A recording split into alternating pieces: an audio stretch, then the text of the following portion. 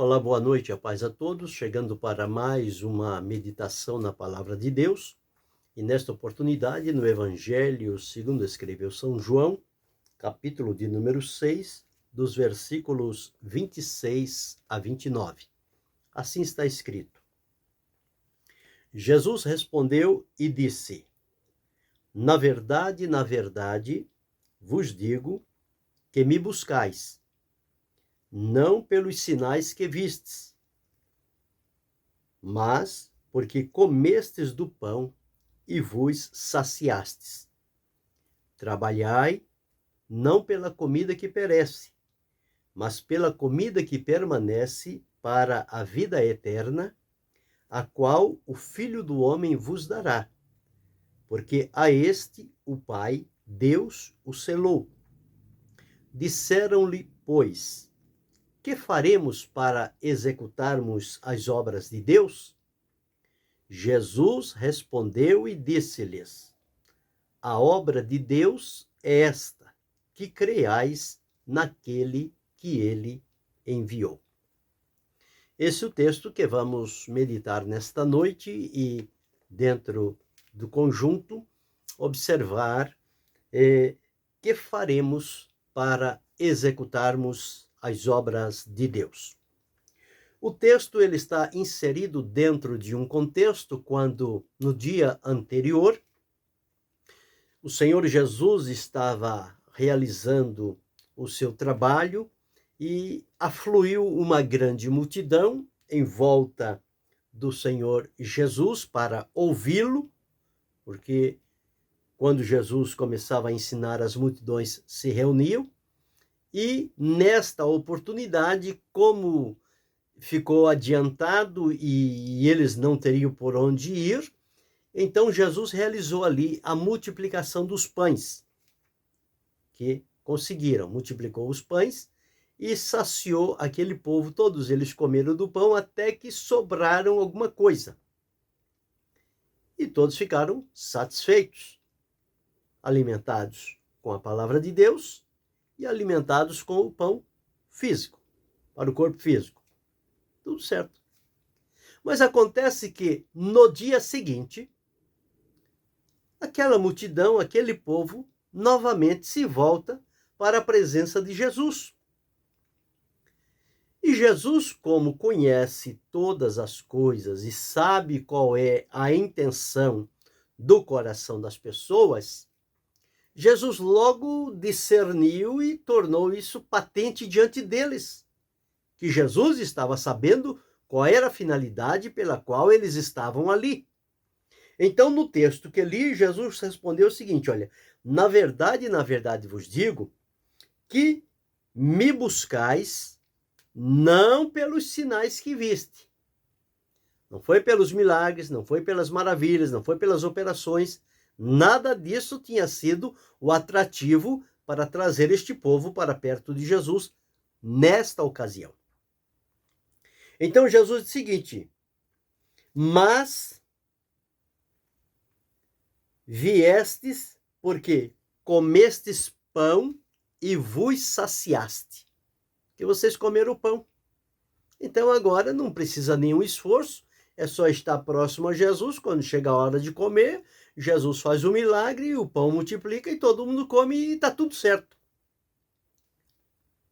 Jesus tocou no ponto fundamental.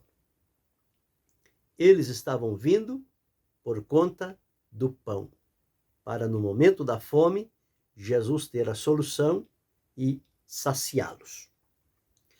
Mas Jesus apresenta a eles um outro quadro totalmente diferente daqueles que eles vieram.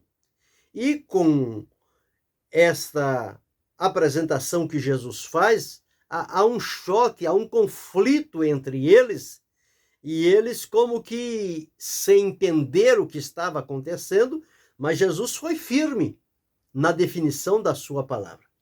E no versículo 27, o Senhor Jesus diz: olha, trabalhai não pela comida que perece. Vocês devem se esforçar. Vocês precisam ter todo o cuidado. A necessidade de se trabalhar. Mas que o trabalho de vocês não se limite somente à comida para o corpo físico, porque esta comida perece, acaba. O corpo também vai perecer, vai acabar, vai definhar quando chegar o tempo. Mas ele diz o seguinte: mas trabalhai pela comida que permanece para a vida eterna. E esta comida que permanece para a vida eterna, só quem tem ela para dar é o Senhor Jesus.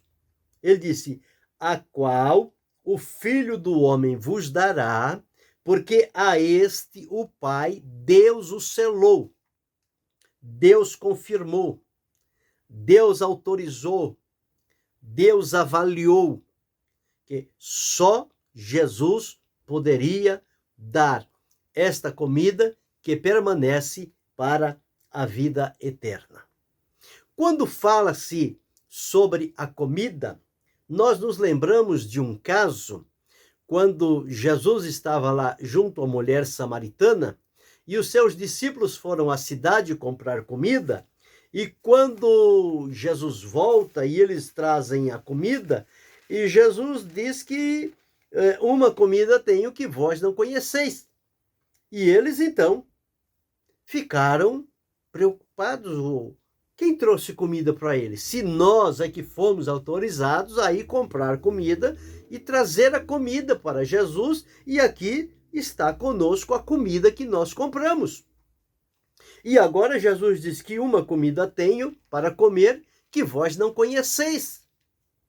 E eles interrogam: quem trouxe comida? Jesus disse: não, a minha comida é fazer a vontade daquele que me enviou e realizar a sua obra. Então veja que a comida que Jesus estava identificando a eles aqui no capítulo 4 é a mesma comida que ele está dizendo a estas pessoas do capítulo 6 que o procuravam pelo mantimento físico.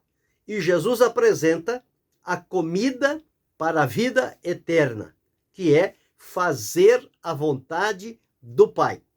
Então diz: trabalhai por esta comida, não pela comida que perece, mas pela comida que permanece. E a única comida que permanece é a palavra de Deus. Quando o adversário estava tentando Jesus lá no deserto, ele disse a Jesus que podia fazer as pedras transformar-se em pães e ele comer e não ficar com fome. E Jesus responde a ele o seguinte: está escrito, nem só de pão viverá o homem, mas de toda a palavra que sai da boca de Deus. Então, a palavra de Deus é um alimento de natureza espiritual e eterna, que garante para a vida eterna e que há necessidade deste alimento. E é por este alimento que permanece, a comida que permanece, é que as pessoas têm que trabalhar, têm que esforçar-se, têm que buscar. E este alimento, ou esta comida, ela só está disponível em Jesus. Não há outro lugar para se conseguir a comida que dura para a vida eterna. Ou seja, a comida que permanece para a vida eterna. Esta comida só é possível através do Senhor Jesus Cristo. Então, vimos aqui 3 pontos. O ponto que estamos considerando, Jesus falando da comida que permanece. Do capítulo 4, junto à samaritana, que Jesus disse que a comida era fazer a vontade do Pai que o enviou. E do momento da tentação, quando Jesus disse que não é só de pão que vive o homem, mas de toda a palavra que sai da boca de Deus. Então este é o alimento, esta é a comida. E Jesus advertiu aquele povo que estava em volta dele que eles deveriam trabalhar por esta comida, pela comida que permanece. Pois bem, quando Jesus fala isto, eles então fazem a Jesus uma pergunta: que faremos para executarmos as obras de Deus? Eles entenderam o que Jesus estava falando. Jesus discerniu a maneira como eles vieram. E agora, quando Jesus defronta diante deles e apresenta o outro lado, o lado da eternidade, o lado da vida eterna, o lado da comida que permanece, não é a que eles comeram ontem, o pão, e hoje já estavam com fome novamente, não. Mas é a comida que permanece para a vida eterna. Então eles interrogam a Jesus e diz a ele o seguinte: que faremos para executarmos as obras de Deus? Então eles entenderam agora o que era que Jesus estava falando e qual deveria ser o direcionamento do coração deles, do caminhar deles, do objetivo que eles deveriam colocar diante de si, de acordo com aquilo que receberam do Senhor Jesus. Então Jesus responde. Veja que interessante. Jesus não deixa nada por alto. Jesus responde àqueles que buscam, que o interrogam com sinceridade, no intuito de descobrir, de aprender, para praticar, para realizar, para cumprir. A este Jesus abre o assunto e leva-os ao caminho da realização do que se espera das pessoas. Então, no versículo 29, Jesus diz assim, ó: Jesus respondeu e disse-lhes: a obra de Deus é esta. Qual? Que creiais naquele que ele enviou. Então, o primeiro ponto que Jesus diz aqui, ele diz que a obra é de Deus e que para executar ou realizar a obra de Deus, o primeiro ponto é crer naquele que Deus enviou. E quem foi que Deus enviou? Deus enviou o seu Filho único, seu Filho unigênito, Jesus Cristo, que veio com a missão de assumir o lugar da humanidade pecadora, transgressora, desobediente, rebelde, afastados da presença de Deus, com o intuito de realizar com a sua vida, em sacrifício a Deus, uma obra de redenção que abrangesse a toda a humanidade, com o sacrifício de Jesus. Então, nele seria realizada a obra de Deus. Jesus veio como resposta da obra de Deus. Por isso, a resposta de Jesus foi: a obra de Deus é esta, que creais naquele que ele enviou. Ou seja, naquele que Deus enviou. E Deus enviou Jesus, o seu Filho amado e muito querido. E ele veio e realizou a obra de Deus. Quando Jesus terminou, ele disse: Pai, está consumado a obra que me deste a fazer. Lá no capítulo 17 de João, ele diz: eu glorifiquei-te na terra, tendo consumado a obra que me deste para fazer. No alto da cruz, ele disse: está consumado. Então, a obra de Deus é algo importante e glorioso. Quando Neemias estava trabalhando e foi convidado para ir atender as pessoas que queriam pará-lo e bloqueá-lo no progresso da obra de Deus, ele disse: estou fazendo uma grande obra e não posso parar. Quando Asa estava enfrentando dificuldades e problemas e o inimigo estava se aproximando, Deus enviou lá um profeta e disse que estaria com eles enquanto eles estivessem com o Senhor. Porém, se o deixasse, também o Senhor o deixaria. E lá no 2 Crônicas 15, o versículo 7, está escrito o seguinte: não desfaleçam as vossas mãos, porque a vossa obra tem uma recompensa. Mas esforçai-vos e não desfaleçam as vossas mãos, porque a vossa obra tem uma recompensa. Então, a obra de Deus é algo excelente, é algo glorioso, é algo soberano, é a realização de algo que vai permanecer para a eternidade. Então, quando se está trabalhando em relação a obra de Deus, conforme identificado pelo Senhor Jesus Cristo, nós entendemos que esta é uma obra que permanece, que continua, que vai além e que nós somos beneficiados com esta obra do Senhor nosso Deus. O nosso Deus, a obra de Deus, ela é santa, é uma obra de fé, é uma obra de amor, e o nosso Deus, ele é o soberano, é aquele que está acima de tudo e de todos, e que com o seu poder, ele distribui tarefas e responsabilidade às pessoas com base no sacrifício de Jesus, para que cada um tenha a sua participação na obra do Senhor. E quando se participa na obra de Deus, terá também a recompensa no dia final.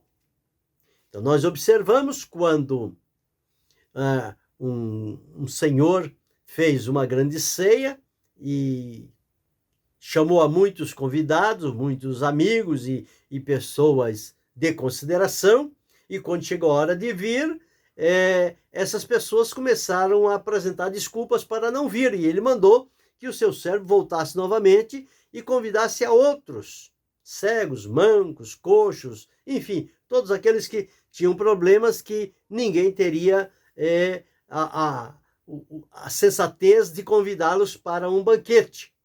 Mas aquele senhor mandou que convidasse, e ele voltou, e quando ele voltou, ele disse: olha, feito está, os convidados estão aí, mas ainda tem muito lugar vago. Então ele disse: torna lá pelos campos e pelos valados a todos os que encontrares e força-os a entrar para que a minha casa se encha. Então veja a importância da obra de Deus. É algo valoroso, é algo glorioso. É como o homem das 100 ovelhas, que quando ele perde uma, ele deixa as 99 no redil e vai em busca da que se perdeu, porque ela lhe é valiosa, ela é preciosa, como as outras também. Mas ela está perdida e precisa ser encontrada. Quando Jesus diz aqui, a obra de Deus é que creais naquele que ele enviou. E eles agora começaram então a dizer: que sinais o Senhor faz? Que sinal o Senhor mostra para que nós possamos crer em ti? Ou que haja demonstração de que é o enviado de Deus? E começaram então a dizer: olha, voltando à história do pão.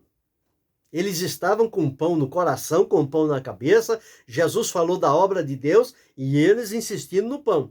Ele disse: olha, nossos pais comeram o maná no deserto que Moisés deu.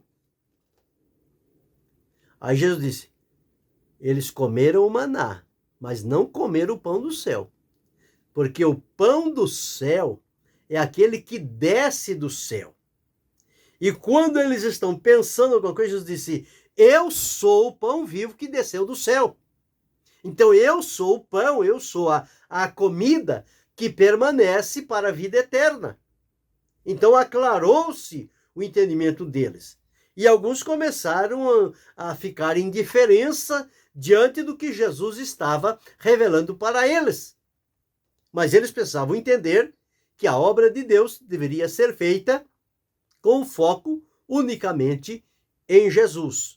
Porque é nele que está a fonte da salvação, do perdão, da libertação, da cura, do batismo com o Espírito Santo, do revestimento de poder, da distribuição de dons, da capacidade que Deus concede a cada um e a responsabilidade que Deus confia a cada um dos seus servos dentro da sua obra para realizá-la. Porque a obra de Deus é amplíssima, ela é muito grande. E há muita coisa a se fazer na obra de Deus.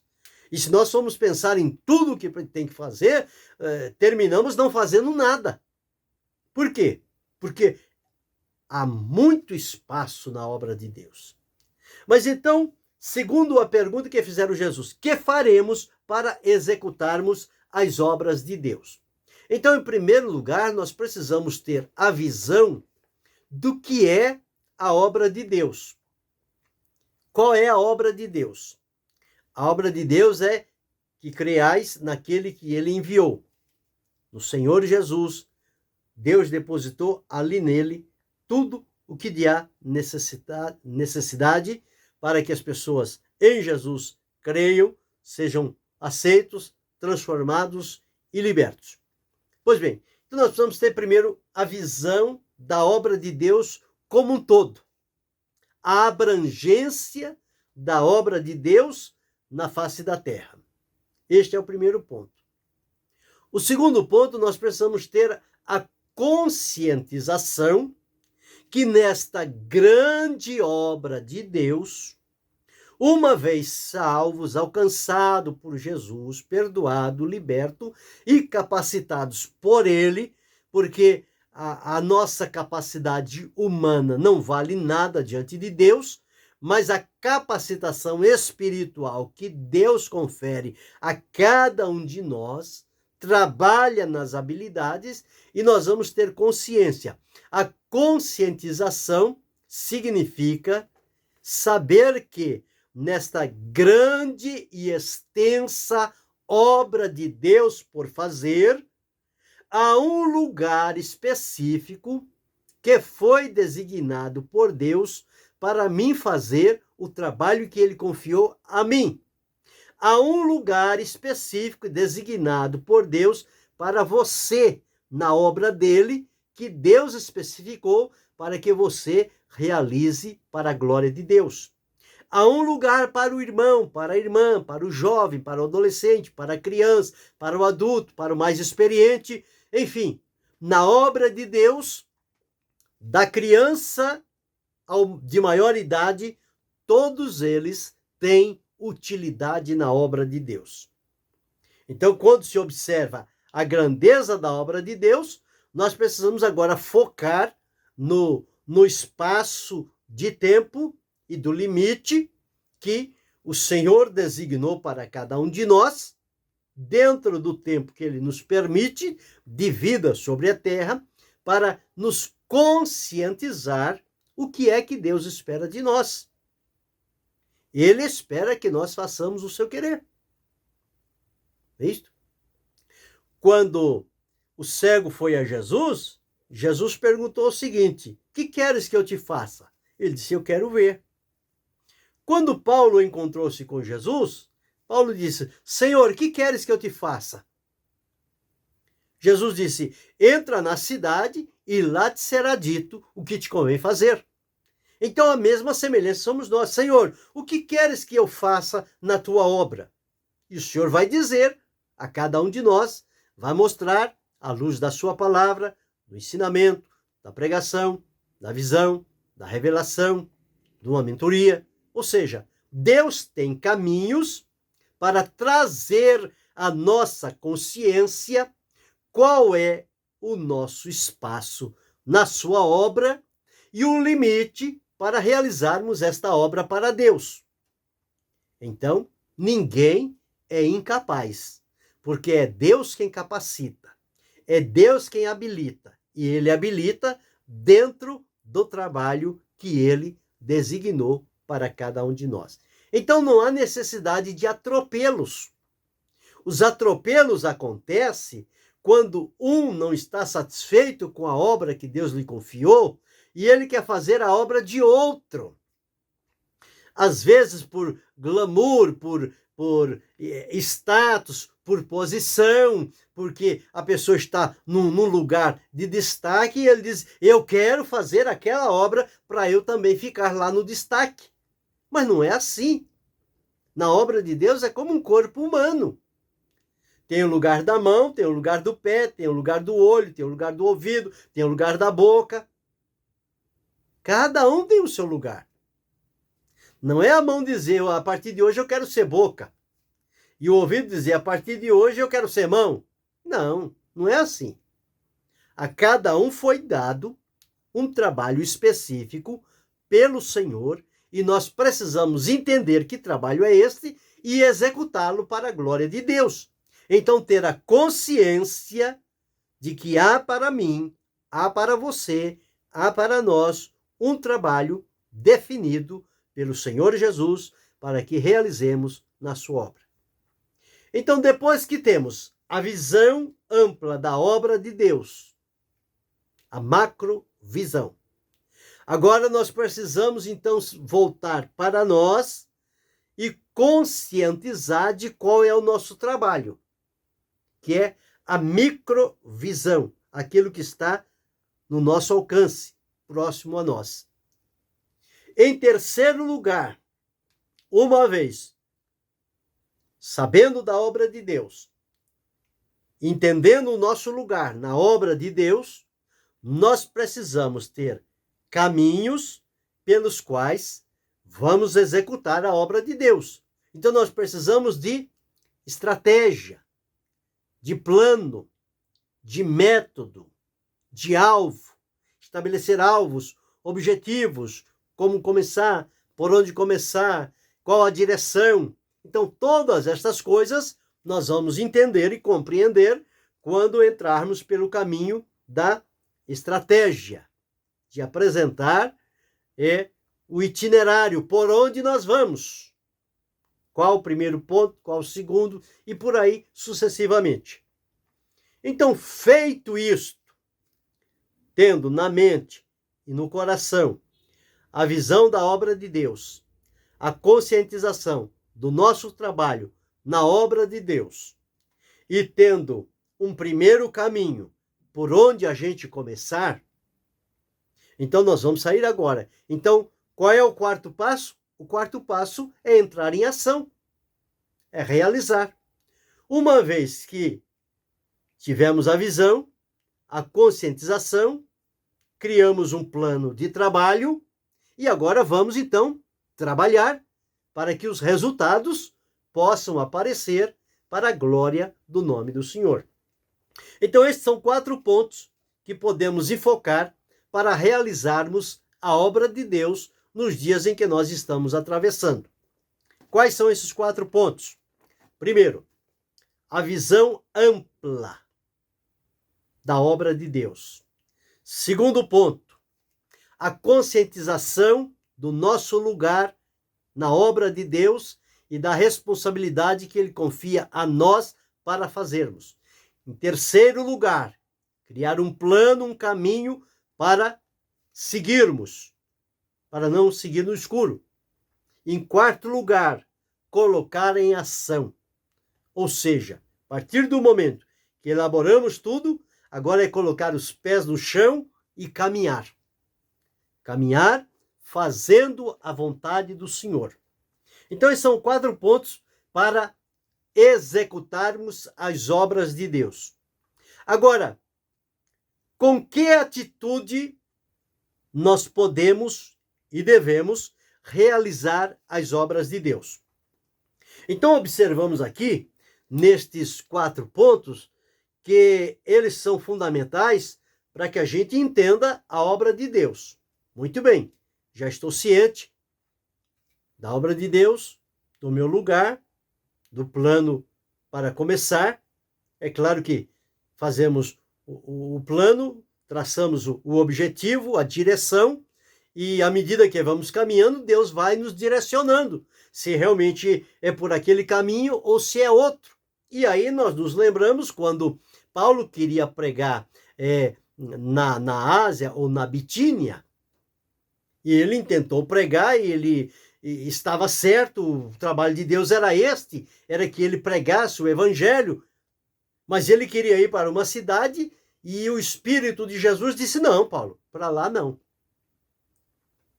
Significava dizer que Paulo estava buscando caminhos e meios para realizar a obra de Deus. Como que diz? Eu não posso parar, eu preciso continuar, eu tenho que seguir, eu tenho que continuar. E eu vou fazer o seguinte, no meu pensamento, eu vou para a Ásia.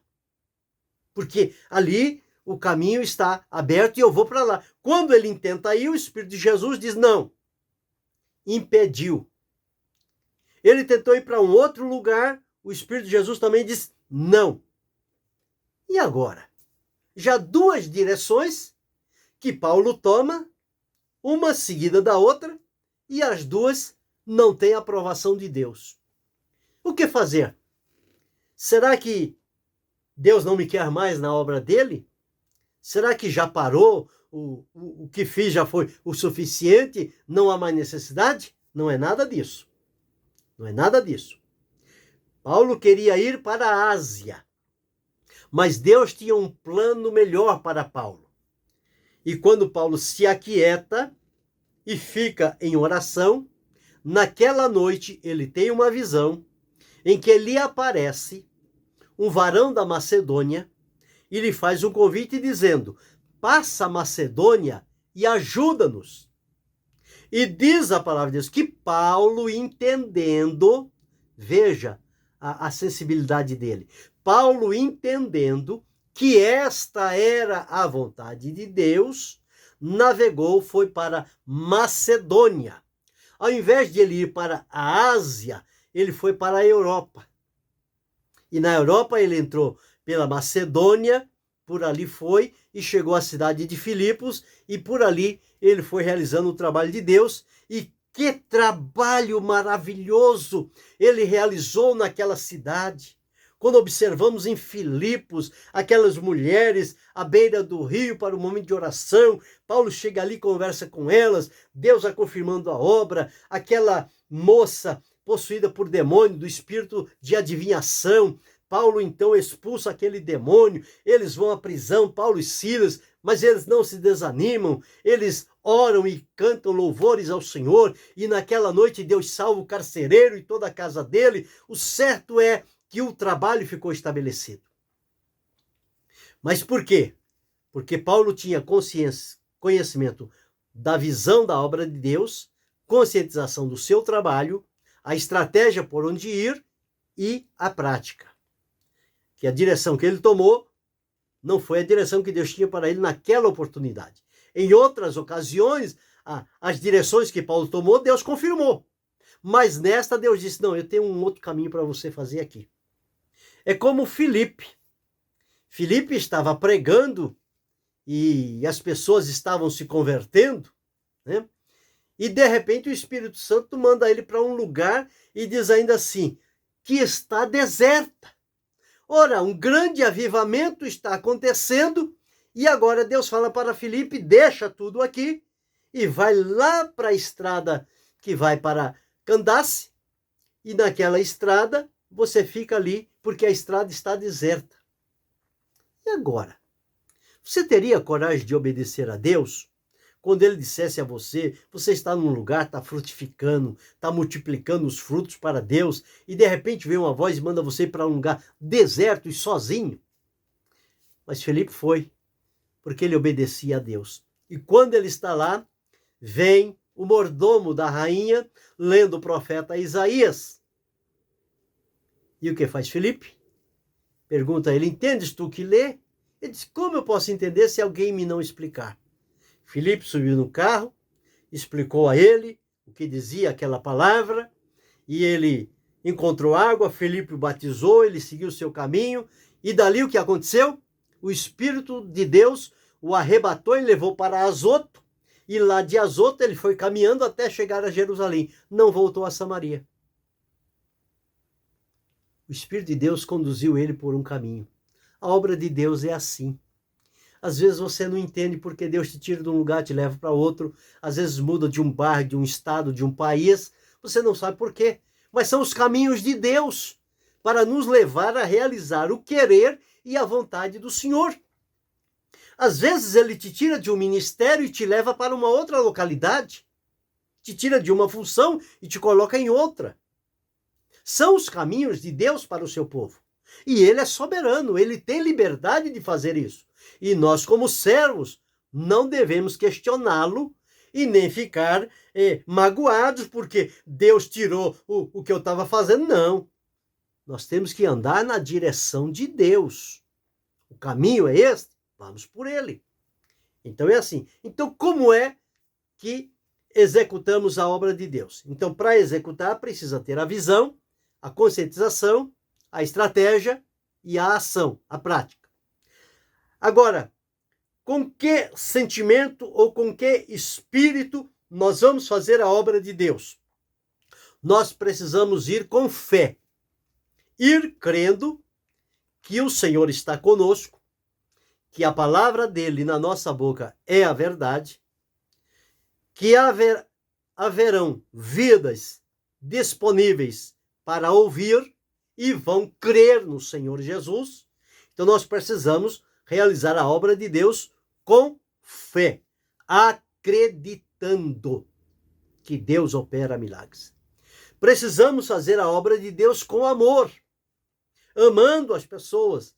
Embora em alguns aspectos na obra de Deus nós tenhamos que atravessar por caminhos de sofrimento, de lágrimas, mas demonstrando o amor de Deus no nosso coração, amando as pessoas. Como Paulo disse, eu me deixarei gastar por vocês, embora que seja menos amado. Mas isso não é o que me importa. O que me importa é me deixar ser usado pelo Senhor para a bênção espiritual da vida de vocês. Então era isto. Então realizar esse trabalho de Deus com amor. Fazê-lo também com esperança. Esperançoso, na expectativa de que as coisas vão acontecer dentro do tempo de Deus e de acordo com a caminhada em que estamos indo. Então, com que espírito fazer a obra de Deus? Com fé, com amor, com esperança. Mas fazê-lo também com alegria. A palavra de Deus diz, celebrai com júbilo, apresentai-vos a Ele com cântico. A alegria do Senhor é a nossa força. É a alegria que alimenta o nosso coração nas horas difíceis. E a alegria do Senhor em nosso coração, o gozo que Deus coloca no nosso interior por estarmos realizando a vontade de Deus para a nossa vida em benefício das pessoas, isso traz-nos alegria, contentamento, satisfação. E fazer com coragem, porque todos aqueles que querem seguir a Jesus piamente padecerão perseguição. No momento em que vamos realizar a obra de Deus, nós vamos encontrar adversários, inimigos reféns, barreiras, perseguições, ameaças, intimidações, provocações. Vamos encontrar tudo isto. Mas é preciso manter firme e corajoso. Esforça-te e sê corajoso. Não temas, não te amedrontes diante dos perigos e dificuldades. Deus é contigo. Deus te ajudará. Deus te dará vitória. Deus fará com que vença aqueles que se colocam como barreira diante do seu caminho. Então, coragem. Mas na caminhada também haverá dias em que nós vamos caminhar com lágrimas, chorando. Mas a palavra de Deus diz, aquele que leva a preciosa semente, andando e chorando, voltará sem dúvida com alegria, trazendo consigo os seus molhos. Então as lágrimas são recolhidas pelo Senhor, são colocadas no seu odre, e um dia Deus reverterá estas lágrimas em bênçãos para o seu povo. O próprio Jesus, quando ministrou, ele teve momento de lágrima. Paulo, quando pregava a palavra de Deus, havia momentos que havia lágrimas. Então, lágrimas faz parte na obra de Deus. E há uma promessa de Deus que diz, e Deus enxugará dos seus olhos toda lágrima, e já não haverá mais dor, mais choro, mais clamor. Porque as primeiras coisas serão passadas. E em sétimo lugar, devemos fazer com espírito de oração, sempre orando, conectado diretamente com Deus, em todo o tempo, falando com Ele, pedindo direção, pedindo a orientação, pedindo a confirmação, pedindo a graça, pedindo a palavra certa, necessária, no abrir dos nossos lábios, para que seja a palavra que Deus quer que falemos e que ela encontre corações aptos e preparados, para que ali ela germine e o nome do Senhor seja então glorificado. Então, para esse trabalho, Deus conta com todos. Com a criança, com o adolescente, com o jovem, com o adulto, e com o mais experiente na vida. Todos eles. Não é a idade, não é a cultura, não é o nível financeiro que as pessoas têm, de compreensão, não. É estar disponível nas mãos de Jesus. Ele sabe como usar a cada um. Ele usa o que é culto, ele usa o que é analfabeto, ele usa o pobre, ele usa o rico, ele usa o grande, ele usa o pequeno, ele usa o nativo, ele usa o estrangeiro. Para Jesus não tem problema. O problema é estar disponível. À medida em que se está disponível, o Senhor então se utiliza e realiza o seu querer e a sua obra. Então que esta palavra ela possa tocar o nosso coração e que possamos entender hoje que há para cada um de nós um lugar na obra de Deus. E o que faremos para executarmos as obras de Deus? O primeiro ponto, nós temos que crer naquele que ele enviou, que é crer em Jesus. Sem Jesus, nada feito. Agora, crendo em Jesus, estando ligado a ele pela salvação que ele nos ofereceu, então existem 4 pontos principais para executar a obra de Deus. Primeiro ponto, visão da obra de Deus, um todo.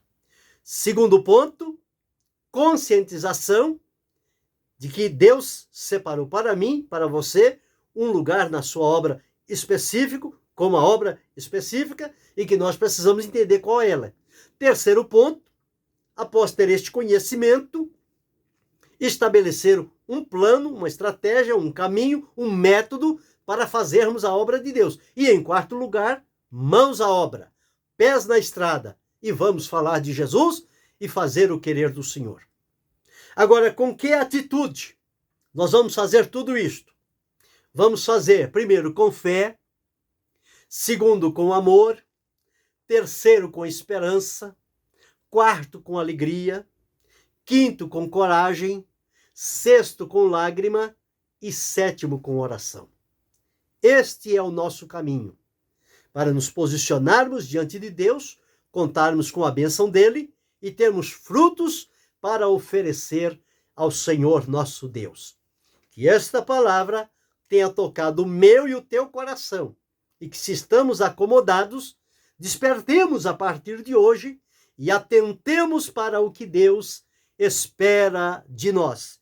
E um dia, quando realizarmos o querer do Senhor, ele vai olhar para nós e vai dizer: bem está, servo bom e fiel. Foste fiel no pouco, sobre o muito te colocarei. Entra no gozo do teu Senhor. Então despertemo-nos enquanto é tempo, porque a salvação está agora mais perto de nós do que quando aceitamos a fé. Que Deus em Cristo Jesus nos abençoe hoje e sempre. Quero pedir a você que se inscreva no canal, acione o sino, dê o seu like e faça o seu comentário. E que Deus em Cristo Jesus proporcione a cada um de nós uma semana de bênção, de paz e de vitória, em nome de Jesus. Amém.